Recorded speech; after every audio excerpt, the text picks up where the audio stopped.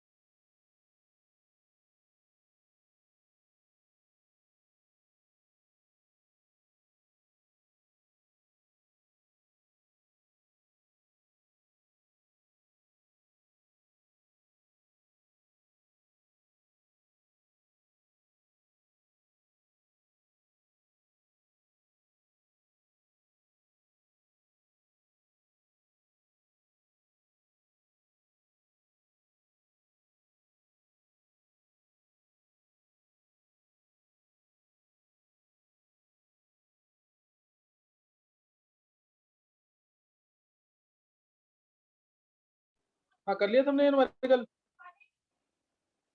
कर लिया 1 मिनट तुमने? सर, हो रहा है सर, बस हो ही गया सर, 1 मिनट रुक जाओ बस।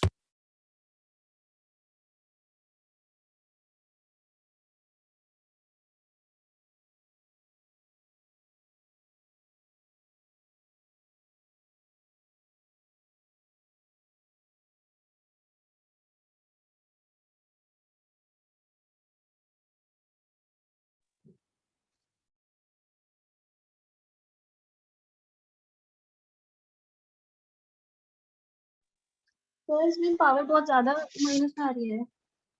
दोबारा बोलो। तो जो पावर आ रही है वो बहुत ज्यादा नेगेटिव आ रही है। पावर नेगेटिव आ रही है सर हाँ हेलो सर, के तो आ रहे 0.68 मिलीमीटर पर मिनट। हाँ हाँ, और क्या बोलते हैं, के आ रहा है उसके अंदर मोलर पर सेकंड में 2.8 चलो इंटू एक बार, 10⁻⁵। हाँ हाँ, और एक बार देखो। उसके अंदर, इसके अंदर एटमोस्फेयर पर सेकंड में आ रहा है 0.12 समथिंग। अच्छा चलो देखते हैं एक बार। 2a gives 3b plus 2c है, ये स्टार्टिंग में है 114 mm। 10 मिनट के बाद इसमें से गया, मान लिया मैंने x बनेगा ये 3x/2, ये बनेगा x। अब टोटल प्रेशर हो गया 133 हो गया, दिस टोटल इज 133। यहाँ से x कितना आ रहा है? 12.3। कितना आ रहा है?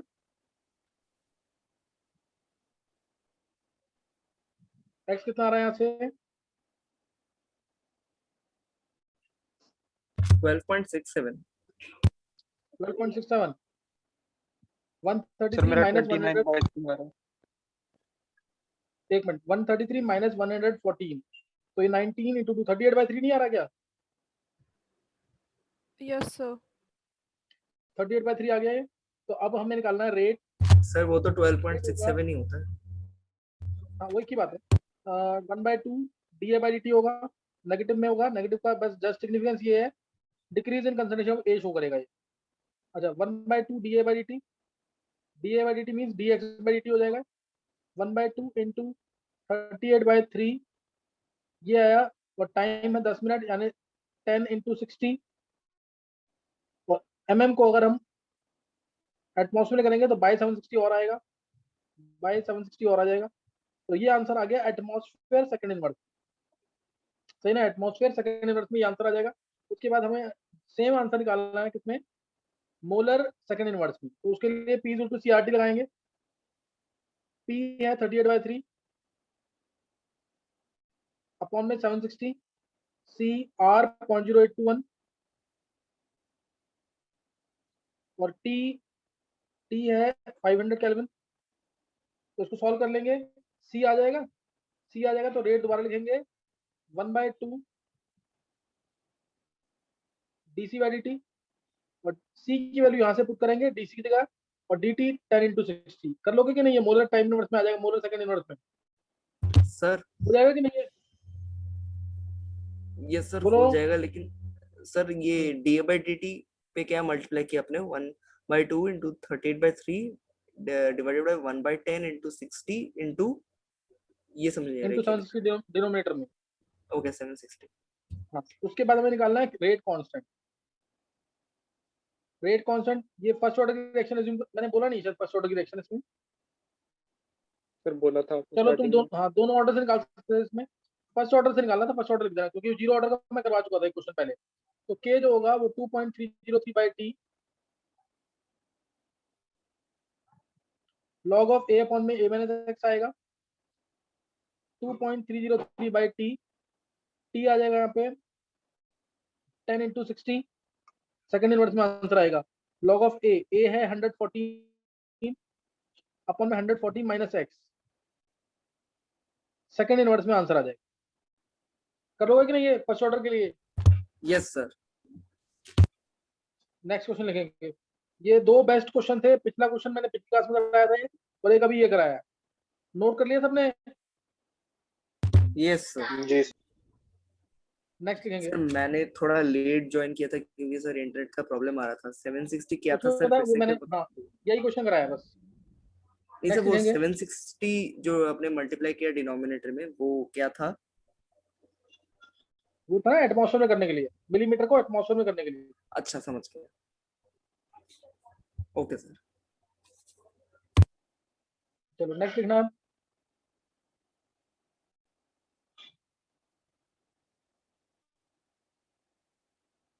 if the rate of formation of SO2 is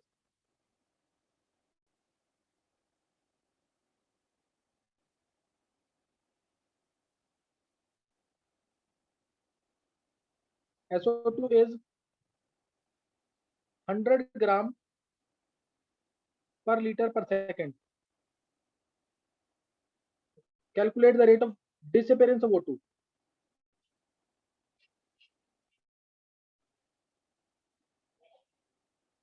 Calculate the rate of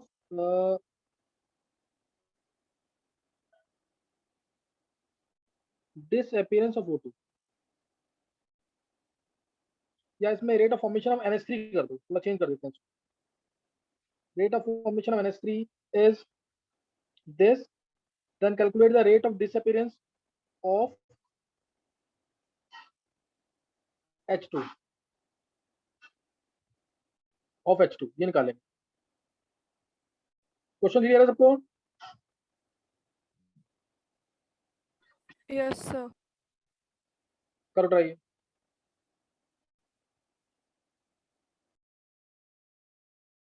sir reaction क्या है?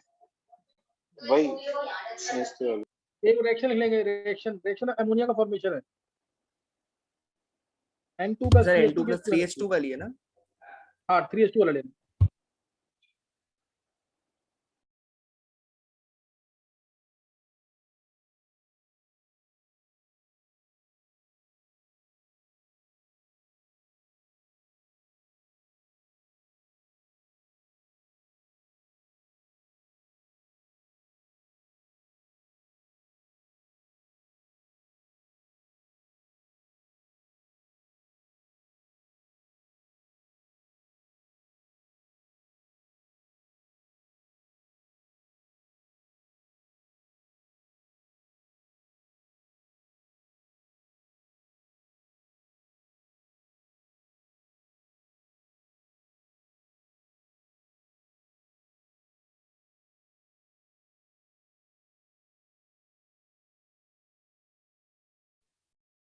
सर 150 तो ग्राम पर लीटर पर 7.7 सेकेंड।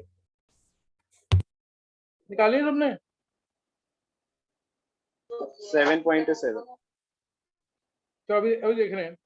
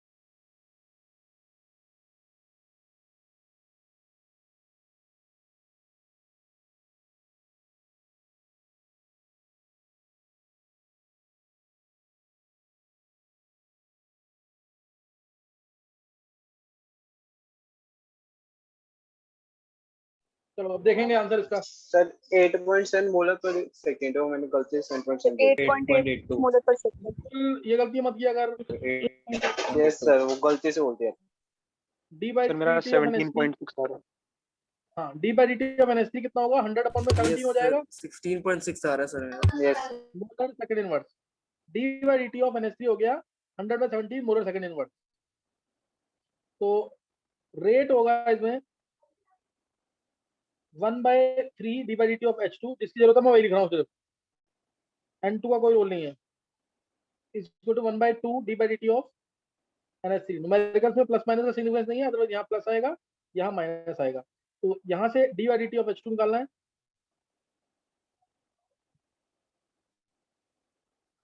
ये हो जाएगा 3/2 D by D T of NH3। तो यहाँ से आ जाएगा 3/2 इंटू 100/70। कोई डाउट? No sir. नहीं सर। ध्यान रखना मोलर में जरूर कन्वर्ट करना, तब निकालना आंसर। और रेट ऑफ रिएक्शन क्या होगा इसमें? रेट ऑफ रिएक्शन निकालना है, calculate rate of disappearance of H2 as well as rate of reaction. Rate of reaction क्या होगा? तो 50/17 2.9। यस हाँ, रेट ऑफ रिएक्शन हो जाएगा 1/2 ये रहा ना 1/2 D by D T of NH3 या 1/3 D by D T of H2। तो 1/2 इंटू 100/70 यानी ये 3 के आसपास आएगा, 3 से हल्का सा कम आएगा। सर 2.9। 2.9 कुछ भी है ये, 2.9 मोलर सेकंड इनवर्स। कोई डाउट? सर यहाँ पे जो आपने फर्स्ट नहीं। इक्वेशन लिखी है उसमें NH3 का रेट ऑफ फॉर्मेशन दे रखा है, तो ये 1/2 D by D T NH3 equals to 100/17 नहीं आएगा? नहीं नहीं नहीं, मैंने बोला rate of formation of NH3 बोला ना। तो इसका तेरे को इक्वेशन दे ही नहीं रखी, मान ले अगर मैं तेरे को इक्वेशन ना दूं तो तू D by D T of NH3 लिखेगा कि नहीं? सम्यक यस सर। वही दे रखा है हाँ इसका सर, वही। समझा कि नहीं? ये ओके सर। ये बात बहुत इंपॉर्टेंट है, ध्यान रखना इस चीज का। अगर मैं रेट ऑफ डिसअपीयरेंस बोलता हूँ या रेट ऑफ अपीयरेंस बोलता हूँ तो कोफिशिएंट इंक्लूड नहीं करने हैं। जैसे rate of disappearance of H2 निकालना है, यहाँ देखेंगे एक बार, जैसे rate of disappearance of H2 निकालना है, इसका मतलब मेरे को सिर्फ D by D T of H2 निकालना। जैसे rate of formation of NH3 दे रखा है, इसका मतलब सिर्फ D by D T of NH3 दे रखा है। आज ये 2 या 3 बच्चों ने डाउट भी पूछा है। ऋषि ध्यान है, तूने भी पूछा था। यस सर, आज ही पूछा था हाँ, सर। हाँ, रेट ऑफ रिएक्शन बोलूंगा तो कोफिशिएंट इंक्लूड करना है, रेट ऑफ डिसअपीयरेंस बोला, रेट ऑफ अपीयरेंस बोला तो कोफिशिएंट इंक्लूड नहीं करना है। कोई डाउट तो नहीं किसी को? नहीं सर। एक और क्वेश्चन ले लेंगे।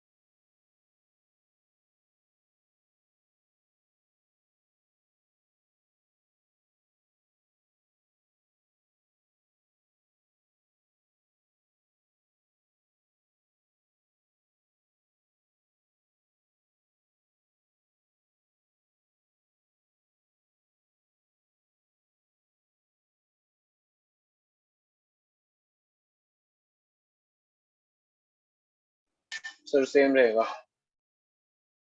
फिर सेम ही रहेगा। सर सेम रहेगा।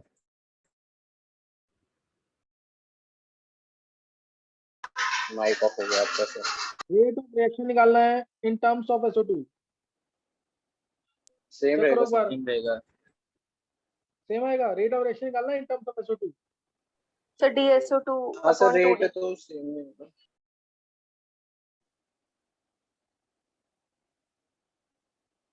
सर रेट तो सेम ही होगा, बोलिए SO2 में SO3 में सेम H2 होगा। में।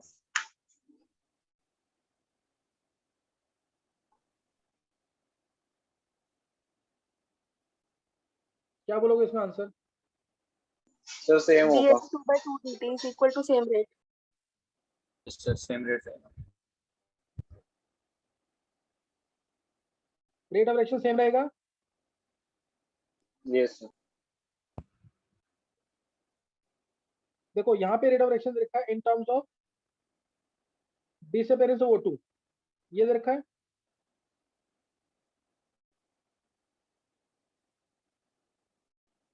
और बोला गया है rate of reaction in terms of SO2 क्या होगा?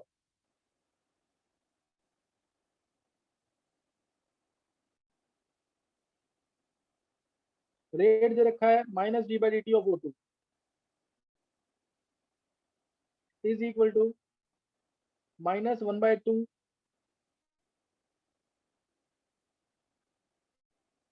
d/dt of SO2.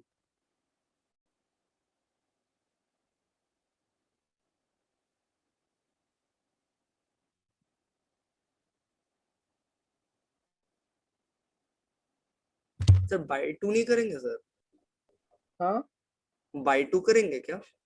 बाय 2 क्यों करेंगे?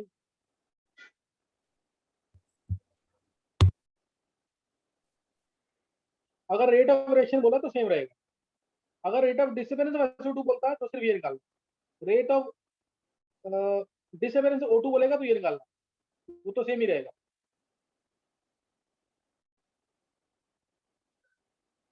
सही ना, वो सेम ही रहेगा. सर मैं फिर से बता दो सर, ये सेम क्यों है? ये थोड़ा समझ में प्रॉब्लम आ रही है. रेट ऑफ रिएक्शन चाहे SO2 के टर्म्स में हो चाहे O2 के टर्म्स में हो, रेट ऑफ रिएक्शन तो सेम रहेगा ना. Yes sir. ये बताया था ना स्टार्टिंग में, we divided by coefficients in order so that rates of different reactant and product becomes equal. बताया था ना स्टार्टिंग में. Yes sir. तो उसी के अकॉर्डिंग करना है ये. तो रेट ऑफ रिएक्शन अगर बोला इन टर्म्स ऑफ SO2 निकालो, या rate of reaction in terms of O2 निकालो, या rate of reaction in terms of SO3 निकालो, वो सेम रहेगा. अगर ये रेट ऑफ डिसअपियरेंस बोलेगा या रेट ऑफ अपीयरेंस बोलेगा तो वो चेंज होगी. समझ गए कि नहीं? ओके. तो सर ये क्वेश्चन -1/2 dSO2/dt ये 2.5 - 4 है. हाँ, और अगर 2 से मल्टीप्लाई कर देंगे तो वो डिसअपियरेंस आ जाएगा. 1/2 से मल्टीप्लाई, अगर सिर्फ d/dt ऑफ SO2 निकालेंगे तो डिसअपियरेंस ऑफ SO2 होगा. ओके समझ गया सर. एक रिएक्शन लिखनी है, इसको निकालना ढंग से. रिएक्शन दे रखी है for the reaction XA gives YB, log दे रखा है -da/dt is equal to log dB/dt plus 0.7. तो तुम्हें x और y की वैल्यू निकालनी है. Find x and y.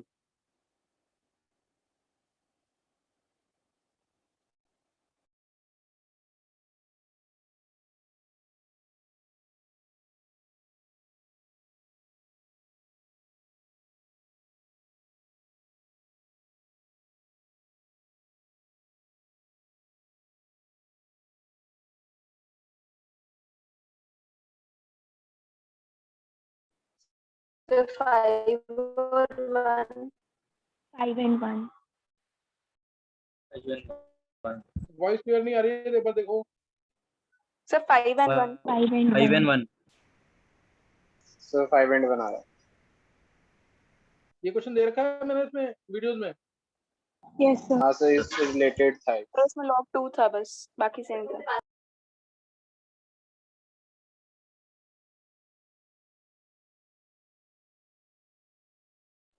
सबने कर लिया है? Yes हाँ sir. सर. सो y आएगा 5, x आएगा. देखो 0.7 को log 5 लिख सकते हैं. Yes sir. तो log ऑफ -da/dt और इसको लिख दिया मैंने काट के log 5. तो ये आ गया log 5, हटाएंगे तो 5 आ जाएगा. ये log जब हटेंगे तो 5 आ जाएगा. तो ये आ गया यहाँ पे -da/dt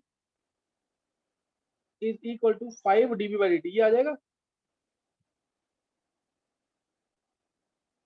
log a plus log b क्या होता है? log ab. तो ये आ गया -1/5 da/dt is equal to dB/dt. यानी इधर आएगा x का क्या आएगा 5, y की जगह क्या आएगा 1. तभी तो अब इसका रेट लिखोगे तो यही आएगा रेट की नहीं। Yes sir. चेक कर लो एक बार, Yes, sir. किसी को डाउट कोई? No, sir. चलो एक क्वेश्चन और बताएंगे। अगर मान लो किसी रिएक्शन का टेम्परेचर कोफिशिएंट है 2.3, किसी रिएक्शन का टेम्परेचर कोफिशिएंट है 2.3 और टेम्परेचर बढ़ा दिया हमने 27 डिग्री सेल्सियस, टेम्परेचर बढ़ा दिया 27 डिग्री सेल्सियस, तो तुम्हें बताना है bye how much rate will increase, bye how much rate will increase.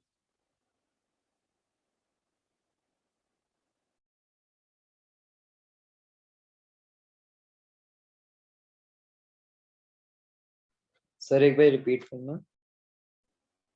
मैंने बोला किसी रिएक्शन का टेम्परेचर कोफिशिएंट है 2.3 और हमने टेम्परेचर बढ़ा दिया 27 डिग्री सेल्सियस से, then by how much rate will increase. एक क्वेश्चन मैंने लास्ट टाइम कराया था इस टाइप।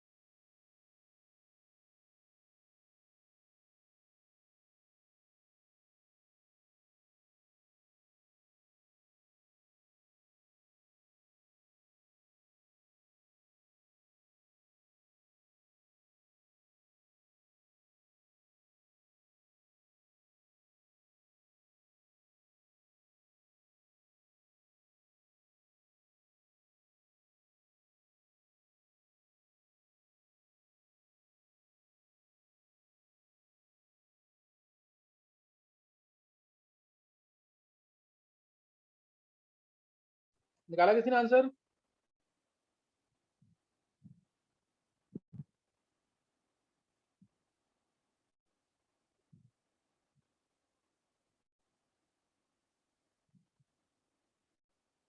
लास्ट टाइम भी क्वेश्चन कराया था, मैंने क्वेश्चन कराया था ना कि मान लो टेम्परेचर 100 केल्विन से मैं 200 केल्विन करता हूँ और तुमसे बोलता हूँ कि रेट कितना टाइम बढ़ेगा इस केस में, रेट कितना टाइम इंक्रीज करेगा। अगर टेम्परेचर 100 केल्विन से 200 केल्विन कर देते हैं, 100 केल्विन से टेम्परेचर बढ़ाते हैं तो how much rate will increase. Temperature coefficient कराया था ना लास्ट टाइम, अल्फा के एट टी प्लस 10 अपॉन में के एट टी। Yes, sir. तो क्या आएगा फिर अब?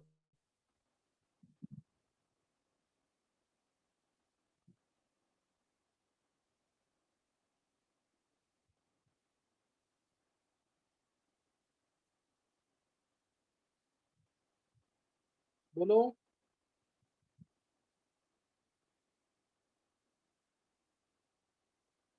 देखो इसमें मैंने आंसर बोला था 2 की पावर 10। अगर तुम्हें तरीके से करना है तो तुम ये भी कर सकते हो 2 रेज टू डेल्टा टी, यानी जितने से टेम्परेचर बढ़ाया है अपॉन में 10 केल्विन बढ़ाने से रिएक्शन रेट डबल हो रहा था ना, तो डेल्टा टी कितना है 2 रेज टू 100 डिवाइड बाय 10, यानी 2 रेज टू 10 आ गया। नहीं ध्यान है अभी?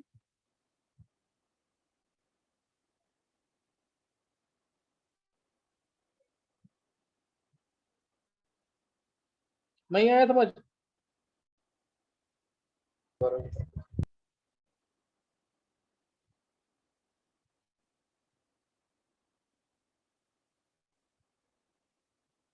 नेक्स्ट बोलो, किसी को बोलना है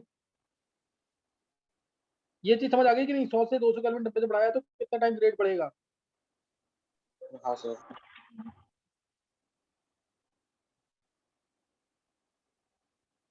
चलो तो इसमें इसमें तुम्हें टेम्परेचर कोफिशिएंट नहीं दिया तो हमने 2 मान लिया था, इसमें टेम्परेचर कोफिशिएंट दे रखा है, तो क्या आंसर आ जाएगा? 2.3 की पावर 27। टेम्परेचर इतने से बढ़ाया ना टेम्परेचर 27 बाई 10, तो 2.3 की पावर 2.7। नहीं समझ आया ये? सर वो डिग्री सेल्सियस में नहीं है, उसको केल्विन में कन्वर्ट करेंगे ना पहले। कौन बोल रहा है? वंशिका? सर प्रियांशी। प्रियांशी एक बात बताओ, ये मैंने चेंज इन टेम्परेचर दे रखा ना, टेम्परेचर इतने से बढ़ाया, मैं चाहे 27 केल्विन से बढ़ाऊं या 27 डिग्री, ये तो मैंने सॉल्यूशन चैप्टर में बताया था। Difference is always same whether in degree Celsius और इन केल्विन। नहीं ध्यान? Yes sir. अगर मैं 100 डिग्री सेल्सियस से 127 डिग्री सेल्सियस करता हूँ या 100 केल्विन से 127 केल्विन करता हूँ, डिफरेंस क्या आएगा दोनों के? सर 27। तुम इसको केल्विन में करके निकाल लो ना, सेम चीज आएगी। समझ गए कि नहीं? Yes sir. ध्यान का चीज का इंपॉर्टेंट क्वेश्चन है ये। और ये समझ आ गया 2.3 की पावर ये आ जाएगा 2.7। अच्छा, कौन सी रिएक्शन का रेट जो है वो आसानी से मेजर हो सकता है, होमोजेनस की हेटेरोजेनस? कौन सी रिएक्शन का रेट आसानी से मेजर हो सकता है, होमोजेनस की हेटेरोजेनस? होमोजेनस। हाँ, होमोजेनस का रेट क्या होगा? आसानी से मेजर हो जाएगा। हेटेरोजेनस में थोड़ा सा दिक्कत आएगी। होमोजेनस अगर क्लियर है तो रिएक्शन का रेट भी आसानी से मेजर होगा। तो एक बार क्वेश्चन मैं दे रहा हूँ, रीजॉइन करेंगे, एक बार दोबारा ज्वाइन कर लो, मैं क्वेश्चन दे रहा हूँ।